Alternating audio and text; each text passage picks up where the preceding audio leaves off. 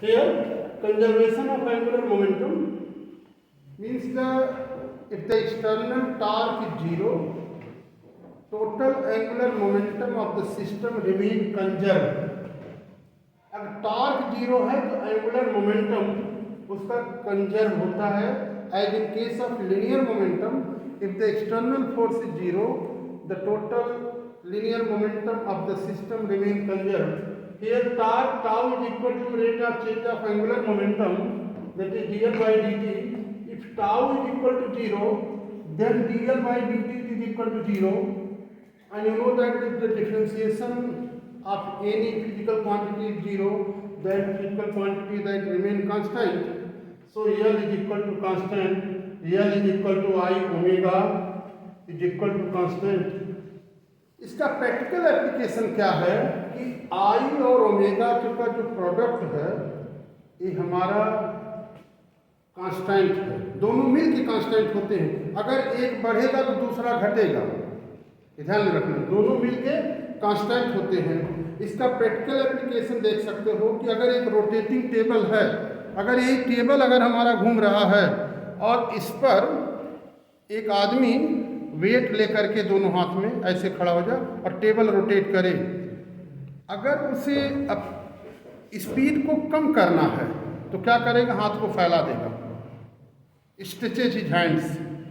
आदमी अगर ऐसे टेबल रोटेट कर रहा है और आदमी उस पर है तो सिस्टम बन जाएगा किसका? रोटेटिंग टेबल का और आदमी का एक सिस्टम बन जाएगा. और जब वो रोटेट करना शुरू करेगा तो the whole of the system is rotating, man and the table. It is the system is rotating. When the man has to reduce the angular speed, he will stretch his hand. अपना हाथ ऐसे फैला देगा. तो m is equal to I is equal to mr square. r बढ़ेगा तो I बढ़ेगा, I बढ़ेगा ओमेगा घटेगा. I और ओमेगा मिलकर कांस्टेंट होता है, ध्यान रखना. When the man stretches his hands, what will happen? When this I increases, R increases, mr square, R increases, then I increases. When I increases, then omega decreases. दोनों मिल करके. When he has to increase the angular speed, he will fold his hand. अपना हाथ को ऐसे fold करेगा. When he will fold, what will happen? I decreases, then omega increases. ये इसका conservation of angular momentum का प्रैक्टिकल एप्लीकेशन. और क्या है? टोर्नेडो देखो, वो चक्रवाती तूफान आता है ना, उसको जो भंवर कहते हैं ऐसे बनता है ना. तो जैसे टोर्नेडो आता है तूफान, वो क्या करता है? वो जैसे ऐसे ऐसे घूमना शुरू करेगा उस समय यहाँ पर उसकी एंगुलर स्पीड बहुत ज़्यादा होती है. उसका रीज़न क्या होता है? यहाँ पे आई घट जाता है, ओमेगा बढ़ जाता है. और ओमेगा बढ़ जाता है. पंजाब में तो ओमेगा इतना बढ़ गया कि एक ट्रैक्टर को उठा दिया और उठा मंडई पटक दिया. मतलब ये तूफान इतना भयानक होता है, उसके बीच में अगर कोई बढ़ जाए तो आई तो एकदम घटेगा, आई ओमेगा. आई डिक्रीजेज, जितना क्लोजर रहेगा आई डिक्रीजेज ओमेगा इंक्रीजेज. ओमेगा बढ़ेगा तो उसमें एकदम शक्तिमान बन जाएगा. बात समझ आ रही है ना? तो ये इसका प्रैक्टिकल एप्लीकेशन है. और भी इसके अभी जैसे प्लानिटरी मोशन में अगर हम देखते हैं, हमारा सन है और सन के चारों तरफ इलेक्ट्रिकल पाथ में हमारी अर्थ घूमती है. जैसे जब नजदीक आता है, नजदीक जब आएगा आई घटेगा तो एंगुलर स्पीड बढ़ जाती है. दूर जाएगा तो स्पीड कम हो जाएगी. तो ये सब चीज़ें यहाँ पर हमें तमाम प्रैक्टिकल एप्लीकेशन. डाइवर्स, समरसॉल्ट, वो जो डाइवर होते हैं, डाइव करते हैं ना, तो जब डाइविंग करते हैं पानी में ऐसे ऊपर जब जाते हैं तो ऐसे पूरा फोल्ड कर लेते हैं, एंगुलर स्पीड बढ़ा लेते हैं. तो आई घटाते हैं तो एंगुलर स्पीड बढ़ जाती है. जब पानी में गिरते हैं तो फैला देते हैं, गिरते समय आई को बढ़ा देते हैं, ओमेगा घट जाता है. तब जाके धीरे से पानी में गिरते हैं. नहीं तेजी से चले जाएंगे तो आएंगे नहीं. तो इसीलिए ये सब प्रैक्टिकल एप्लीकेशन में होता है. स्केटिंग करते समय लोग हाथ को ऐसे करते हैं ना, तो ये सब चीज़ें बैलेंस, ये सब इसका प्रैक्टिकल एप्लीकेशन है। ये जो है कंजर्वेशन ऑफ एंगुलर मोमेंटम, ये जो क्लियर हुआ। तो ये हमारा, इसीलिए पानी में भी जब कभी भौर आती है, कोई जो स्विमर होता है, तो वहाँ पे पता लगा उस पर्टिकुलर पोजीशन में उसका आई घट जाता है। पानी का भंवर जानते हो ना, ये डीज बन जाती है, तो वो वहाँ पे बढ़ जाए, तो वहाँ आई घटेगा तो ओमेगा बढ़ेगा। और कोई अगर अच्छे से अच्छे स्विमर जब कभी उस भंवर में फंस जाते हैं, तो अब स्विमर इतना स्ट्रांग तो हो नहीं सकता कि उसकी स्पीड को चेंज कर दे। नेचर की स्पीड तो नेचर की स्पीड है ना, नेचर की स्पीड को नहीं बदल सकता, तो वो उसको ऐसे इतना तेज घुमा देता, घुमा के अंदर डाल देता, तो अच्छे अच्छे स्विमर कुछ कर नहीं पाते उसमें। तो ये सब चीज़ें बड़ी घातक भी हो जाती हैं। तो ये हमारा अब रोटेटिंग टेबल में देखते ही हो कि अपना एक सिस्टम बन जाता, पूरा सिस्टम का मोमेंटम कंजर्व होता है। हम कुछ कर नहीं रहे, केवल टेबल पे खड़े हैं, लेकिन सिस्टम बना हुआ, केवल अपना हाथ ऐसे कर देते हैं, इतने से स्पीड रुक जाती है, कम हो जाती है। अब केवल ऐसे कर देते तेज़ी से बढ़ जाता है।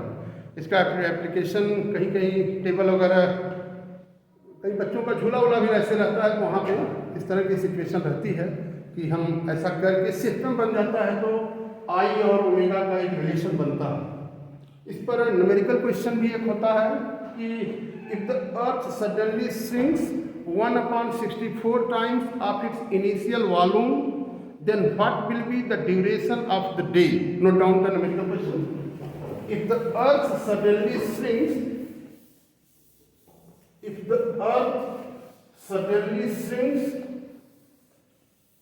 1/64 times, if the earth suddenly shrinks 1/64 times its initial volume, if the earth suddenly shrinks 1/64 times of its initial volume, what will be the duration of the day? What will be the duration of the day? अर्थ का देखो, initial volume भी और shrink हो गई, मान लो shrink होकर के भी डैश हो गया, उसमें लिख लेना mass remain the same, mass remain the same. तो कंजर्वेशन ऑफ एंगुलर मोमेंटम में देख लेना इसको। अर्थ हमारे शुरू में बहुत बड़ी, रेडियस इसका आर है, श्रिंक होकर के अर्थ छोटी हो गई, मान लेते ए आर डैश हो गया, ठीक। तो b dash equal to 1/64 times, तो 4/3 पाई r dash cube it is equal to 4/3 pi r cube, 4/3 pi cancelled out, r dash it is equal to r/4 हो गया ना, अरे r cube 164, तो रेडियस अब कितना हो जाएगा, r/4 हो जाएगा। According to conservation of angular momentum remain conserved. So, according to conservation of momentum,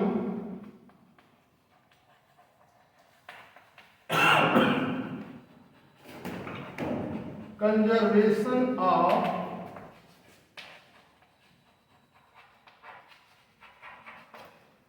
momentum,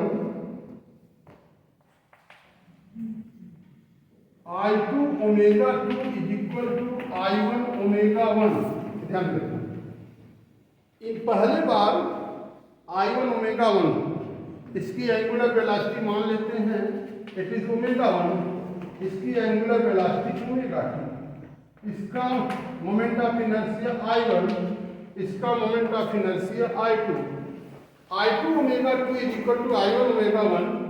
You know that the moment of inertia, Earth is a sphere. Moment of inertia 2/5 mr square. बात समझ में आ रही?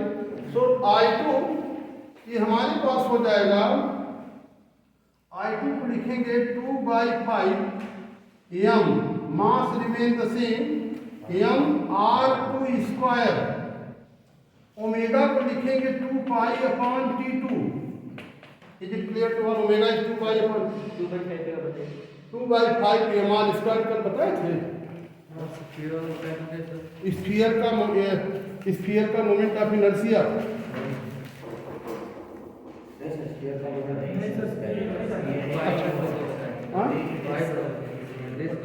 तो sphere का moment of inertia खैर जान लो 2/5 mr square. Moment of inertia of sphere it is equal to 2/5 mr square. ध्यान रखना, moment of inertia of sphere it is equal to 2/5 mr square.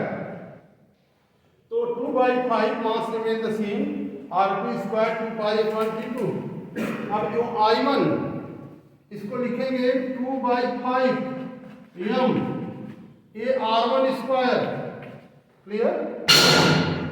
r1 square it is omega 2 pi upon T1। Is it clear? And here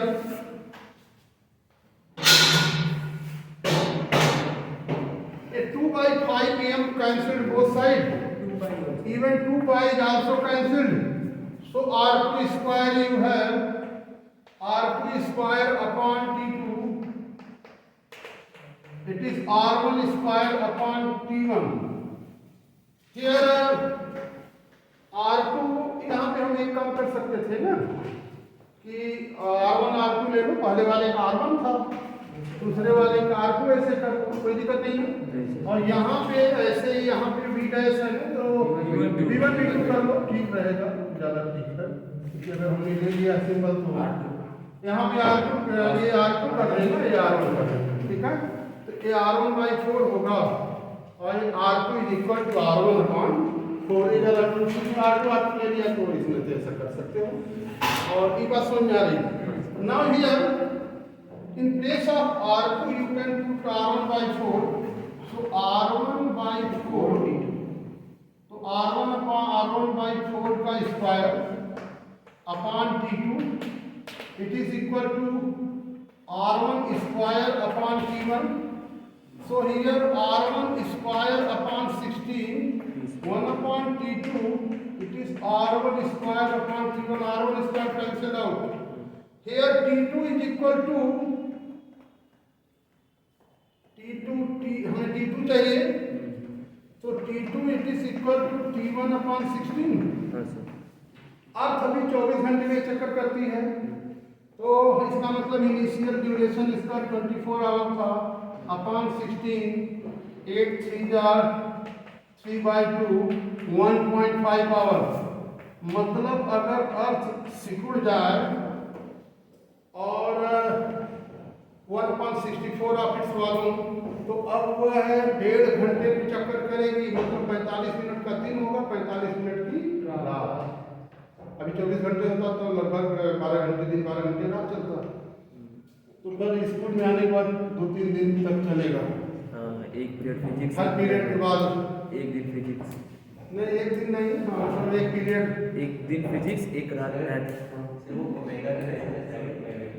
हाँ omega 2 pi upon T होता है, omega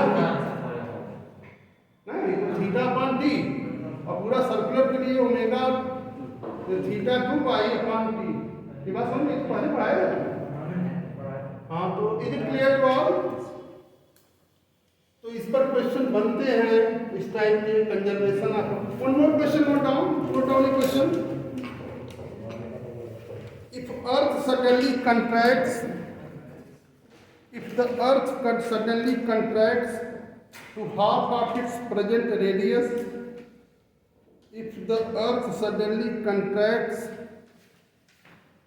to half of its present radius, by what duration would the day be decreased? By what duration would the day be decreased? अगर अर्थ shrink होकर के उसका radius half हो जाए तो कितना उसका जो डे है कितना श्रिंक कर जाएगा, डिक्रीज कर जाएगा। एक ये सब ये क्वेश्चन समझ में आया है ना?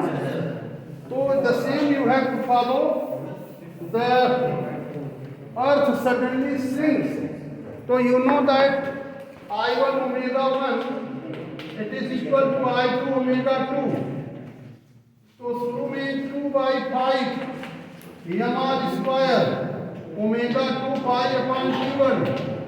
अब हमारे पास 2 by 5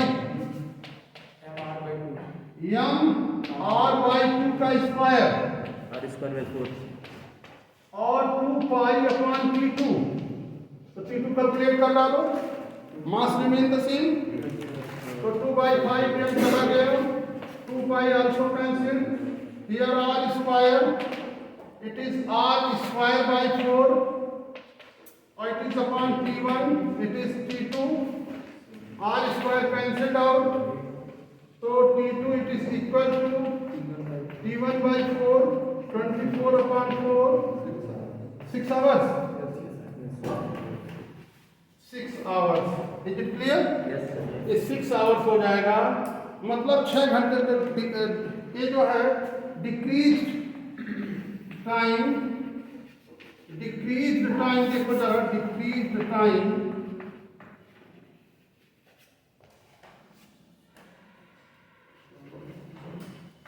it is equal to 24 minus 6। अब तो पहले 24 घंटे होता था, अब 6 घंटे हो गया, तो घटा कितना, 18 घंटे घट गया।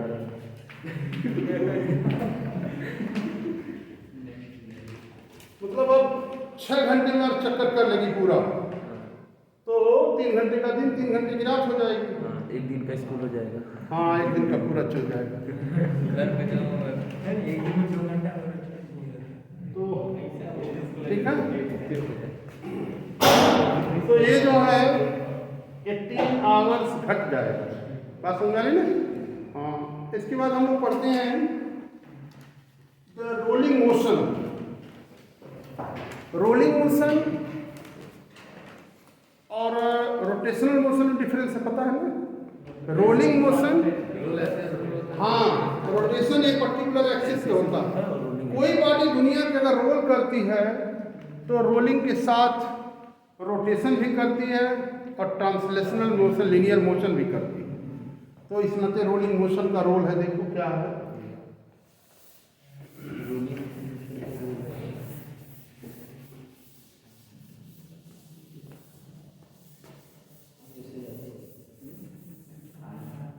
रोलिंग मोशन देखना जरा, rolling motion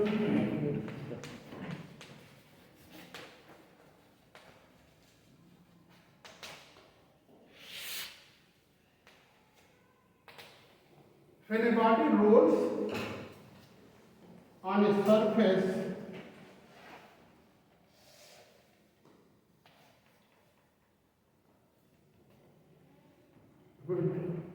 here, when it rolls on a surface, during its motion, it rotates about a particular axis, as well as it travels a linear distance. It means during the rolling motion, body had the rotational kinetic energy as well as the translational kinetic energy. Is it clear? जब body चलती है here, तो इसका सीधे सीधे एक तो इस किसी एक्सिस के अबाउट इसका रोटेशनल मोशन भी होता है और यह एक पर्टिकुलर डिस्टेंस चलती है। इसका सेंटर ऑफ मास तो हमेशा लीनियर मोशन ट्रेवल करता है। It means when body rolls, it has the rotational kinetic energy as well as the translational kinetic energy. It means the total energy during the rolling motion, total energy during rolling motion,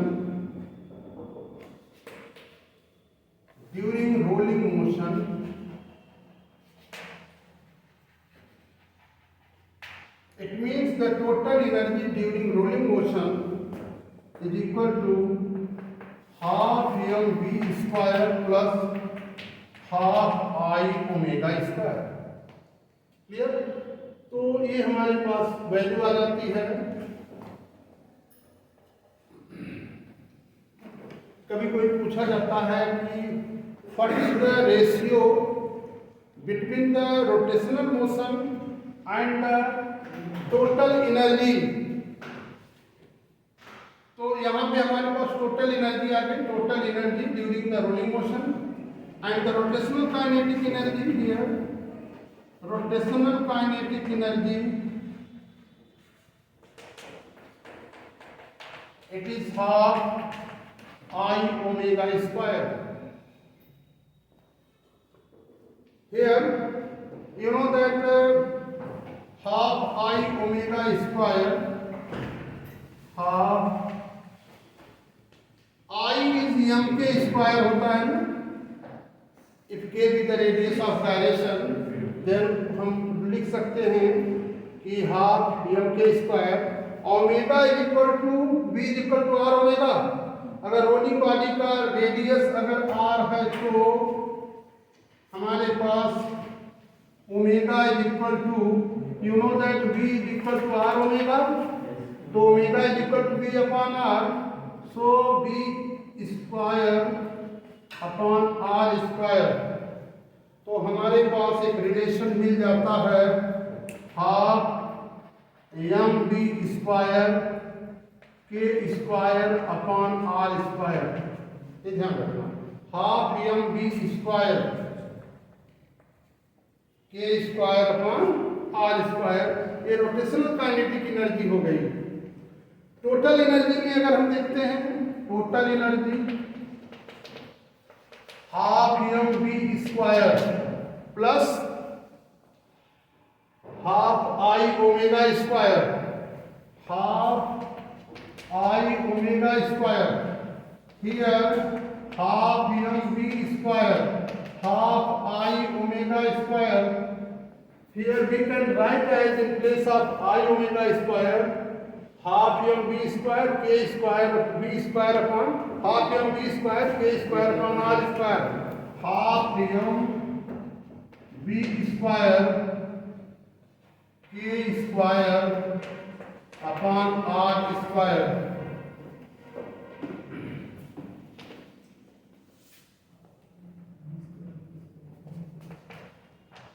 तो हम इसमें half M B square take out common, 1 plus K square upon are square. ये हमारा total energy हो गया और rotational kinetic energy हमारे पास मिल गई। तो what will be the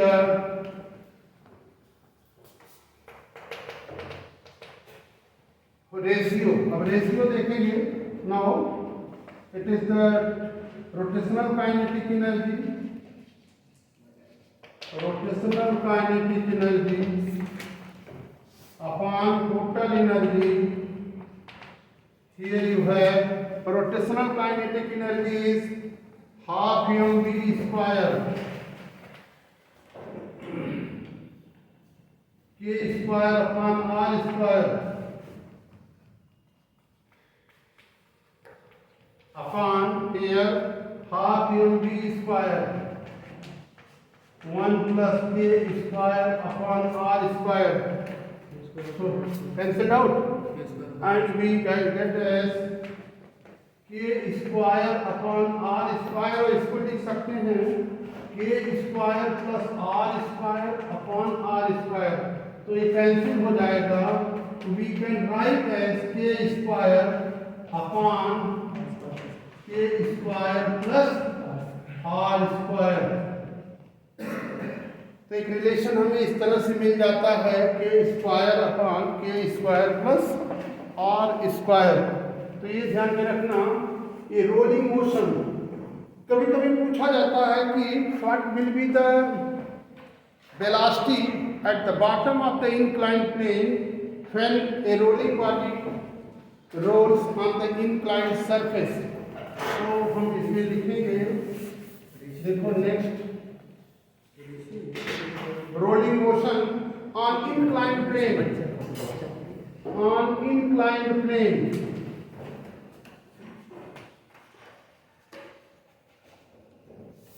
rolling motion on inclined plane you have to see.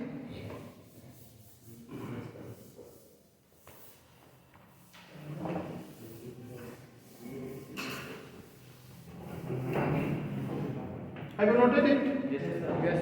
So rolling motion on inclined plane you have to see.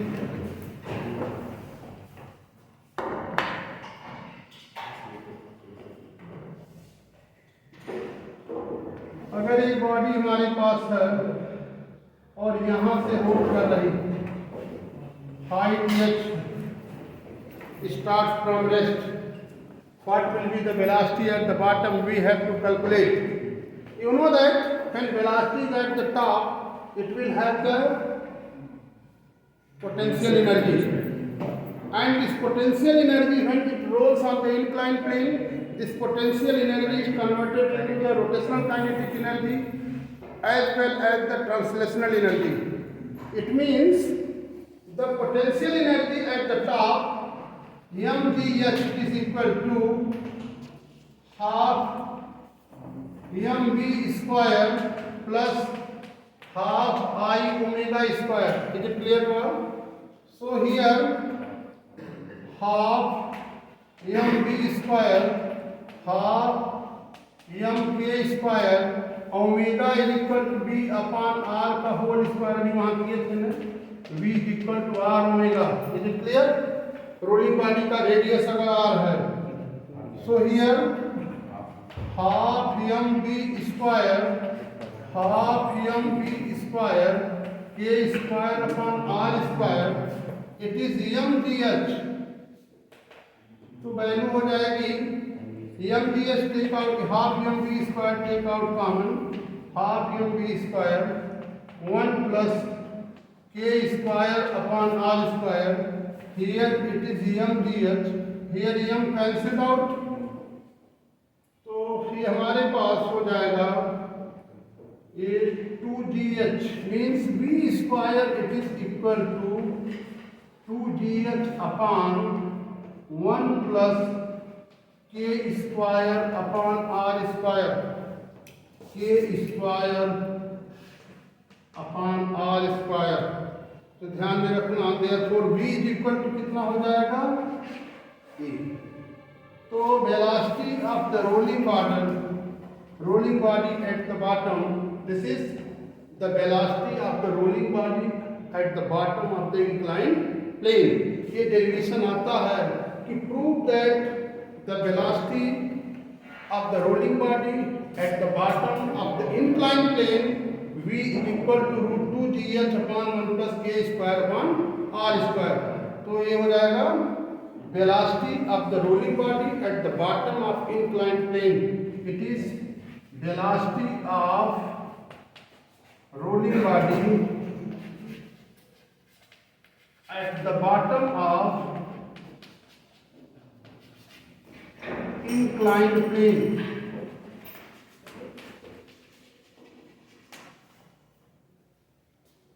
ध्यान में रखना, inclined plane पर ये वेलोसिटी हो जाएगी. और इसी बेस पर एक न्यूमेरिकल क्वेश्चन पूछा जाता है, नोट डाउन. एक न्यूमेरिकल क्वेश्चन जो एग्जाम में जरूर आता है, नोट करो.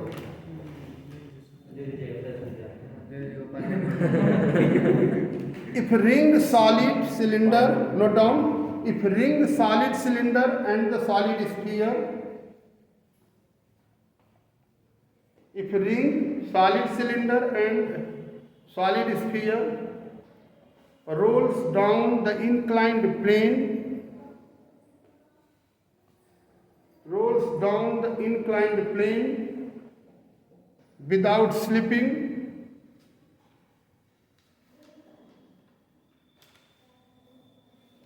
if all having the same radius, all having the same radius, start from rest,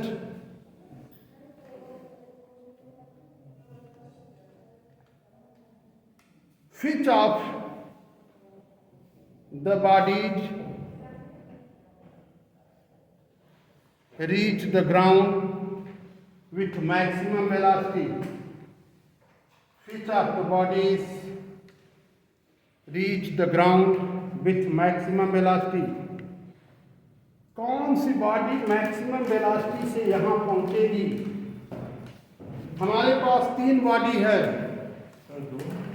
हाँ? ये रिंग हमारे पास है, सॉलिड सिलेंडर है और solid sphere. There are 3 bodies भी है। अब देख देना, हम इसका एग्जाम में आएगा तो पहले इसको डिराइव करेंगे। ये जब भी आता है 5 मार्क्स में आएगा तो पहले इसको डिराइव करेंगे। फिर हम ये पहले रिंग को देखेंगे तो रिंग का moment of inertia I is equal to mr square होता है। I is equal to mr square and if k be radius of gyration then mr square m cancel out तो k is equal to r हो गया। Is it clear? Then what will be the velocity here? Velocity for ring, velocity ring के लिए हो जाएगा 2gh upon 1 plus k square upon r square, r square upon r square. It means that is 1. It means root gh. केवल gh आएगा velocity for the ring. What will be velocity for the solid cylinder? Solid cylinder कल बताए थे mr square by 4 half mr square. so उसका अच्छा disc का disc को ही हम डिस्क अगर कई डिस्क मिल जाए तो सॉलिड सिलेंडर बन जाएगा। तो डिस्क का निकाल दिए थे हाफ mr स्क्वायर, तो सिलेंडर का भी हाफ mr स्क्वायर। तो हम यहाँ पे फॉर एक रिंग हो गया for solid cylinder, solid cylinder. तो moment of inertia I is equal to कितना half mr square, half mr square. And here I is equal to mk square. तो mk square is half mr square, m cancel out, k is equal to r upon root 2 और k square is equal to r square direct put करें r square by 2 तो ज़्यादा बेहतर होगा। तो k square is equal to r square by 2 and then what will be the velocity? Velocity for the solid cylinder, here we have v solid cylinder, solid cylinder, it is equal to root 2gh 1 plus k square upon r square by 2 1 by 2 हो जाएगा। so it is 3 by 2 तो 4gh में होगा 4gh upon 3, उससे अधिक ही होगा 1 point something times होगा ना।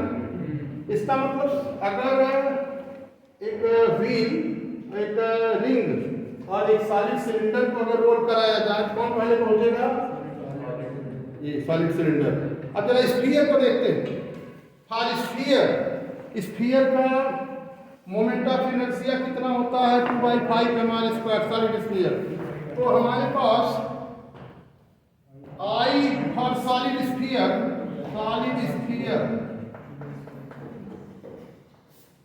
हम जानते हैं कि I is equal to 2/5 mr square और ये वैल्यू हमारे पास हो जाती है, this is mk square if k be radius of gyration 2/5 mr square. So m cancel out, k square is equal to 2/5 mr square. Is it clear? When we put the value, what will be the velocity for the sphere? V sphere, it is equal to root 2gh upon 1 plus 2/5 r square upon r square cancelled out। तो कितना हो गया? 5 7 हो जाएगा root 10gh upon 7 और इसकी value सबसे ज्यादा। Clear? So the which will reach the bottom with maximum velocity is sphere। बात समझ आ रही है?